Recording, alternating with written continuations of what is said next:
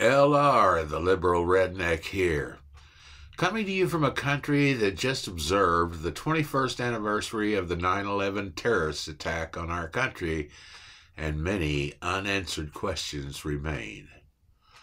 A Saudi prince was the ringleader of the attack, and 15 of the 18 attackers were Saudi citizens. It boggles the mind to learn that the only plane allowed to fly in the U.S. airspace immediately after the attack was the one carrying the Saudi royal family. The most lingering question of all is why the Saudis have suffered such small retribution for this heinous attack that resulted in almost 3,000 deaths. The second most lingering question is why President George W. Bush's response was to attack Afghanistan, a move the military-industrial complex equated to winning the lottery every day for 20 years. The Bush family has a generational financial relationship with the Saudis, and that likely influenced his decision to give them a free ride from something they obviously orchestrated. Then there's the story of Jamal Khashoggi. On October 2nd, 2018, Khashoggi, a Saudi dissident, journalist, columnist for the Washington Post, former editor of El Watan, and former general manager and editor-in-chief of the Al Arab news channel, was assassinated by agents of the Saudi government at the Saudi consulate in Istanbul, Turkey. Lured to the consulate building on the pretext of providing him papers for his upcoming wedding, Khashoggi was ambushed, suffocated, and dismembered by 15 members of the Saudi assassin squad. Khashoggi's final moments are captured in audio recordings.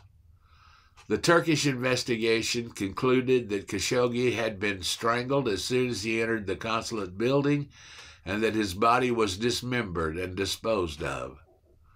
Turkish investigators, as well as investigations by the New York Times, concluded that some of the 15 members of the Saudi hit team were closely connected to Mohammed bin Salman, the Crown Prince of Saudi Arabia, and that the team had traveled to Istanbul specifically to commit the murder. By November 2018, the U.S. Central Intelligence Agency, based on multiple sources of intelligence, had concluded that bin Salman had ordered Khashoggi's assassination. President Donald Trump disputed the CIA assessment, expressed support for bin Salman, and stated that the investigation into Khashoggi's death had to continue. Trump's refusal to believe his own intelligence agency gives the impression he had a personal vested interest in protecting the prince. Is it a coincidence that both these incidents of granting special privileges to the Saudis involves Republican presidents? I think not. This must end. The guilty must be held accountable for their crimes without exception. Screw the Saudis and their oil. Tell them to pound sand. They have enough of it. The integrity of the United States cannot be for sale to the highest bidder.